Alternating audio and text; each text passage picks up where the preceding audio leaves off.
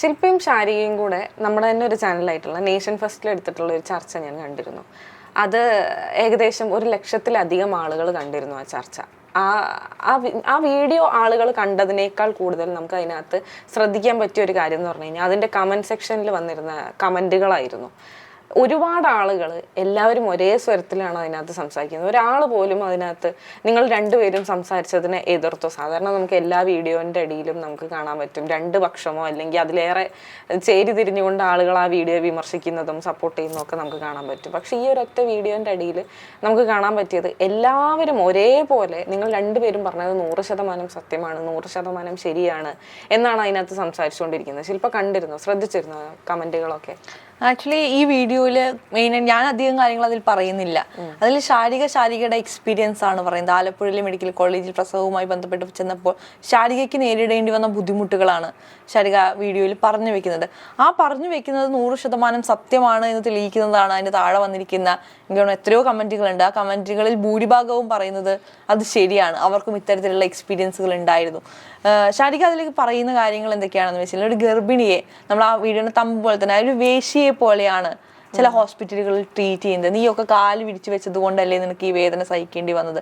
സുഖിച്ച് കിടന്നപ്പോൾ നിനക്ക് ഈ വേദന സഹിക്കുമെന്ന് ഓർക്കായിരുന്നില്ലേ? കിടന്ന് സൂഹിച്ചതല്ലേ, അപ്പൊ ഈ വേദന സഹിക്ക്, അല്ലെങ്കിൽ ഒച്ചത്തിൽ കരയരുത്, പുറത്ത് കേൾക്കും. ഇത്തരത്തിലുള്ള അവിടെ ഈ ഒരു ഗർഭിണിയായ സ്ത്രീയെ നോക്കേണ്ട ഡോക്ടർമാരും നഴ്സുമാരും പറയുന്ന കുത്തുവാക്കുകളെ കുറിച്ചാണ് ശാരിക മെയിൻലി പറയുന്നത്. അതുപോലെ തന്നെ ബാത്റൂമുകൾ, നമുക്കറിയാം ഗർഭിണികളെ സംബന്ധിച്ച് ബാത്റൂമിൽ പോകുക എന്ന് പറയുന്ന ഒരു ടാസ്ക്കാണ്. എത്രത്തോളം വൃത്തിഹീനമായ ബാത്റൂമുകളാണ് ചില ഹോസ്പിറ്റലുകളിലുള്ളത്. അതുപോലെ ശാരിക ഈ പ്രസവിക്കാൻ ആളുകളെ കിടത്തുന്ന രീതി, നിരത്തി അങ്ങ് കിടത്തുകയാണ് ഒരു 3-4 ബെഡുകളിൽ ഇട്ടിട്ട്. സോ അവിടേക്ക് ഉണ്ടാവുന്ന പ്രശ്നങ്ങൾ അല്ലെങ്കിൽ ഒരു സ്ത്രീ മാനസികപരമായും ശാരീരികപരമായും നേരിടേണ്ടി വരുന്ന ബുദ്ധിമുട്ടുകൾ ശാരികയുടെ ഓൺ എക്സ്പീരിയൻസിൽ നിന്നാണ് ശാരിക പറഞ്ഞു വെക്കുന്നത്. അപ്പോൾ നമ്മൾ അതിലെ കമൻറ്റുകൾ നോക്കുകയാണെങ്കിൽ അനുഭവം പറഞ്ഞ പോലെ തന്നെ അതിൽ മെജോറിറ്റി ആൾക്കാർ ഞങ്ങൾ പറയുന്നത് ശരിയാണ് എന്ന് സമ്മതിക്കുന്നവരാണ്. ചില ആൾക്കാർക്ക് മാത്രമാണ് അതിൽ പോസിറ്റീവ് എക്സ്പീരിയൻസ് ഉണ്ട് എന്ന് പറഞ്ഞ് കമൻറ്റ് ചെയ്തിരിക്കുന്ന 2-3 കമൻറ്റുകൾ ഞാൻ വായിച്ചിട്ടുണ്ടായിരുന്നു. ഇപ്പോൾ കൊടുങ്ങല്ലൂരിലുള്ള ഒരു ഹോസ്പിറ്റലിൽ, തൃശ്ശൂർ മെഡിക്കൽ ഗൈനക്കോളജി ഡിപ്പാർട്ട്മെൻറ്റ്, അങ്ങനെ ചില ഹോസ്പിറ്റലുകളുടെ പേരെടുത്ത് പറഞ്ഞുകൊണ്ട് ഇവിടുത്തെ ആൾക്കാർ അങ്ങനെയല്ല കേട്ടോ, നല്ല രീതി വളരെ സ്നേഹത്തോടെയാണ് പറഞ്ഞു വയ്ക്കുന്നത്, ഒഫെൻസീവ് ആയിട്ടില്ല, പക്ഷെ അവർ സ്നേഹത്തോടെയാണ്. പക്ഷെ ഒരു നഴ്സായ സ്ത്രീ അതിൽ കമന്റ് ചെയ്തിട്ടുണ്ട്, ശരിയാണ് ആ പറഞ്ഞത്, ഗവൺമെന്റ് ഹോസ്പിറ്റലുകൾ നേഴ്സാണ് അവർ പറയുന്നത് ഗവൺമെന്റ് ഹോസ്പിറ്റലുകളിലേക്ക് ചെല്ലാൻ സാധിക്കില്ല, അവർ നമ്മളെ വളരെ ചീപ്പായ രീതിയിലാണ് ട്രീറ്റ് ചെയ്യുക, ഇതുകൊണ്ടാണ് പ്രൈവറ്റ് ഹോസ്പിറ്റലുകൾ ആൾക്കാർ പ്രിഫർ ചെയ്യാൻ തുടങ്ങുന്നത് എന്ന് അവർ പറഞ്ഞു വെക്കുന്നുണ്ട്. മറ്റൊരു സ്ത്രീ പറഞ്ഞിട്ടുണ്ട്, അവർ ജോലി ചെയ്യുന്ന അതേ ഹോസ്പിറ്റലിൽ അവർ പ്രസവത്തിന് പോയപ്പോൾ ഒച്ചത്തിൽ കരയരുത്, കരച്ചിൽ പുറത്ത് കേട്ടാൽ നാണക്കേടാണ് എന്ന് അവിടെ നിന്നിരുന്ന നഴ്സ് പറഞ്ഞെന്ന്. അത്രയും വേദനയിൽ ഇരിക്കുന്ന ഒരു സ്ത്രീയോട് ഒച്ചത്തിൽ കരയരുത് എന്നൊക്കെ എങ്ങനെയാണ് പറയാൻ സാധിക്കുന്നത് എന്നുള്ളതാണ്. അല്ലെങ്കിൽ അവരൊരു സ്ത്രീയാണ്, സോ എന്തായിരിക്കും ആ ഒരു വേദന എന്ന് അവർക്ക് അറ്റ്ലീസ്റ്റ് പ്രസവിച്ചിട്ടില്ലാത്ത സ്ത്രീയാണെങ്കിലും അറിയില്ലേ എന്നുള്ളതാണ് ഞാൻ ചോദിക്കുന്നത്. എങ്ങനെയാണ് അപ്പോൾ അവർക്ക് മറ്റൊരു സ്ത്രീയോട് എന്താണ് അതിൽ നാണക്കേടുള്ളത്? പ്രസവിക്കുന്ന സമയത്ത് ഒരു സ്ത്രീ കരയുന്നതിൽ എന്താണ് നാണക്കേടുള്ളത്? അത് എന്താ പറയുക, ഏതൊരു മനുഷ്യനും റിലേറ്റ് ചെയ്യാൻ പറ്റുന്നതോ അല്ലെങ്കിൽ അണ്ടർസ്റ്റാൻഡ് ചെയ്യാൻ പറ്റുന്ന ഒരു കാര്യമാണ്. ഏറ്റവും എല്ലാവർക്കും അറിയുന്ന കാര്യമാണ് പ്രസവം എന്ന് പറഞ്ഞു കഴിഞ്ഞാൽ മോസ്റ്റ് പെയിൻഫുൾ ആയിട്ടുള്ള ഒരു എക്സ്പീരിയൻസ് ആണ്. അപ്പോൾ അതിനകത്ത് നമുക്ക് അങ്ങനെ ടേംസ് ആൻഡ് കണ്ടീഷൻസ് വെച്ചുകൊണ്ട് ബിഹേവ് ചെയ്യാൻ സാധിക്കുന്ന ഒരു കാര്യമല്ല. ഞാൻ ഇത്ര വോളിയത്തിൽ ഇത്ര ഡെസിബിളിലേ കരയാൻ പാടുള്ളൂ, അങ്ങനെയൊന്നും നമുക്ക് പറയാനും ചെയ്യാനും സാധിക്കുന്ന ഒരു കാര്യമല്ല. നമ്മൾ ഒരേ സമയം മാനസികമായിട്ടും ശാരീരികമായിട്ടും ബേസ്റ്റ് ആവുന്ന ഒരു മൊമെൻ്റാണത്. ഞാൻ പ്രസവിച്ചിട്ടില്ല, പക്ഷേ ഞാൻ എൻ്റെ അമ്മ പറയുന്നതും ശാരിക പറയുന്നതും ഒക്കെ കേട്ടപ്പോൾ എനിക്ക് മനസ്സിലാക്കാൻ പറ്റിയൊരു കാര്യമായിരുന്നു. നമ്മൾ എന്താ പറയുക, നമ്മളെ കയ്യിൽ നിന്ന് പോവുക എന്ന് പറയുന്ന പോലത്തെ ഒരു മൊമെൻ്റാണ്. നമുക്ക് നമ്മളെ തന്നെ കൺട്രോൾ ചെയ്യാൻ പറ്റുന്നില്ല. അപ്പം നമുക്കൊരു ഇമോഷണൽ സപ്പോർട്ടായിട്ട് നിൽക്കേണ്ടവരാണ്. ഇമോഷണലിയും ഫിസിക്കലി ആണെങ്കിലൊക്കെ നമ്മളെ സപ്പോർട്ട് ചെയ്ത് നമുക്ക് ആശ്വാസം തരേണ്ടവരാണ് ഡോക്ടേഴ്സും നഴ്സും ഒക്കെ. നമ്മുടെ നാട്ടിൽ എന്താ പറയുക, പുറത്തൊക്കെയാണ് ഞാൻ കേട്ടിട്ടുള്ളത്, അബ്രോഡൊക്കെയാണ് കൂടുതലായിട്ടുണ്ടെന്ന് ഞാൻ കേട്ടില്ല. ഇവിടെ ചുരുക്കമായിട്ടുണ്ടാവുമായിരിക്കും, അതായത് കൂടെ പാർട്ട്ണറിനെയും കൂടെ ലേബർ റൂമിൽ നിർത്താൻ പറ്റും എന്നുള്ളൊരു ഫെസിലിറ്റി. ഇവിടെ നമ്മുടെ നാട്ടിൽ അത്രത്തോളം സജീവമായി വരുന്നുണ്ട്. ഒരുവിധ എല്ലാ ഹോസ്പിറ്റലുകളും അതിനെ സപ്പോർട്ട് ചെയ്യാൻ തുടങ്ങുന്നുണ്ട്. അപ്പോൾ അങ്ങനെ ഇല്ലാത്തടത്ത് നമുക്ക് ആരുമില്ല നമ്മുടെ കൂടെ. നമ്മൾ കാണുന്നത് എന്താ പറയുക, ഡോക്ടറിനെ നമ്മൾ മുൻപ് സ്കാനിങ്ങിന് പോയപ്പോഴൊക്കെ കാണുന്നുണ്ടാവുമായിരിക്കാം, പക്ഷെ നമുക്ക് അവിടെ നമ്മുടെ ചുറ്റിലും നിൽക്കുന്ന നേഴ്സ് എല്ലാവരെയും നമ്മൾ അന്ന് ആദ്യമായിട്ട് കാണുവാണ്. നമുക്ക് അതിൻ്റെതായ ബുദ്ധിമുട്ടുകൾ ഉണ്ടാവും. അപ്പം അവരുടെയൊക്കെ മുന്നിൽ നമ്മൾ എന്താ പറയുക, ഈ പറയുന്ന പോലെ നമ്മൾ ഒരു വെരി വൾണറബിൾ മൊമെന്റിൽ കിടക്കുന്ന സമയത്ത് അതൊന്നും കുഴപ്പമില്ല എന്നൊക്കെ പറഞ്ഞ് നമ്മളെ മാനസികമായി സപ്പോർട്ട് ചെയ്യേണ്ടവരാണ് നമ്മളോട് ഇത്തരം ഭയങ്കര പൈശാചികമായി സംസാരിക്കുന്നത് എന്നുള്ളത് നമ്മൾ ഒന്നുകൂടെ തളർത്തുന്ന ഒരു കാര്യമാണ്. പിന്നെ ശാരിക അതിനകത്ത് പറഞ്ഞു വെച്ചൊരു കാര്യമായിരുന്നു, എന്താ പറയുക, നമുക്കവിടെ പ്രൈവസി ഒട്ടും ഇല്ലാതെ പോവാണ്. ഒരുപാട് പേരൊരു ഹോളിൽ നിരത്തി അങ്ങ് കിടത്തുന്ന സമയത്ത് എവിടെയാണ് അവിടെ പ്രൈവസി എന്ന് പറയുന്നൊരു കാര്യം നടപ്പിലാവുന്നത്? പ്രസവിക്കുന്ന സമയത്ത് ബാക്കി എല്ലാ കാര്യവും ഭക്ഷണം കഴിക്കുന്ന പോലത്തെ ഒരു പ്രവൃത്തി അല്ല അത് എന്ന് ഞാൻ മനസ്സിലാക്കുന്നു. അല്ലെങ്കിൽ എല്ലാവരും ഒന്നിച്ച് കിടന്ന് ഉറങ്ങുന്ന പോലത്തെ ഒരു പ്രവൃത്തി അല്ല അത്. അപ്പം നമുക്ക് അവിടെ നമ്മുടേതായ ഒരു പ്രൈവസി വേണം. അപ്പം അവിടെ നമുക്ക് നമ്മുടെ എന്താ പറയുക കാര്യങ്ങളൊക്കെ അവിടെ നടത്താനുള്ളൊരു ഒരു പ്രൈവറ്റ് സ്പേസ് ആയിരിക്കണം അതവിടെ എൻഷുർ ചെയ്യാൻ പല ഗവൺമെൻറ് ഹോസ്പിറ്റലുകളും തയ്യാറാവുന്നില്ല. അല്ലെങ്കിൽ ഈ പറഞ്ഞ പോലെ ഉറക്കെ കരയരുത്, അങ്ങനെയൊക്കെ കണ്ടീഷൻസ് ഒക്കെ വെച്ചുകൊണ്ട് എങ്ങനെയാണ് ഇതിന് സാധ്യമാവുക എന്നുള്ളതാണ്. ആക്ച്വലി അനുഭവം പറഞ്ഞൊരു പോയിന്റ്, ഞാൻ എൻ്റെ ചേച്ചി പ്രഗ്നന്റ് ആയിരിക്കുന്ന സമയത്ത് ഞാൻ ചേച്ചിയുടെ വീട്ടിലേക്ക് പോയപ്പോൾ ഞാൻ ഡ്രസ്സ് മാറുന്നു. അപ്പോൾ ഞാൻ ചേച്ചിയോട് പറഞ്ഞു തിരിഞ്ഞ് നിൽക്കി ഞാൻ ഡ്രസ്സ് മാറ്റട്ടെ എന്ന് ഞാൻ പറഞ്ഞപ്പോൾ ചേച്ചിനോട് പറഞ്ഞു ഇതൊക്കെ ഗർഭിണി ആവണ വരെ ഉള്ളൂ, ഗർഭിണി ആയിക്കഴിഞ്ഞാൽ നിനക്ക് ഈ നാണമൊക്കെ പോവും. അപ്പോൾ ഞാൻ ചോദിച്ചു അതെന്താ? പിന്നെ അവിടെ നമ്മൾ സ്കാനിങ്ങിന് പോകുമ്പോഴാണെങ്കിൽ അവർ ഊരിക്കോളൂ അല്ലെങ്കിൽ പാൻറ് ഊരിക്കള, എന്താ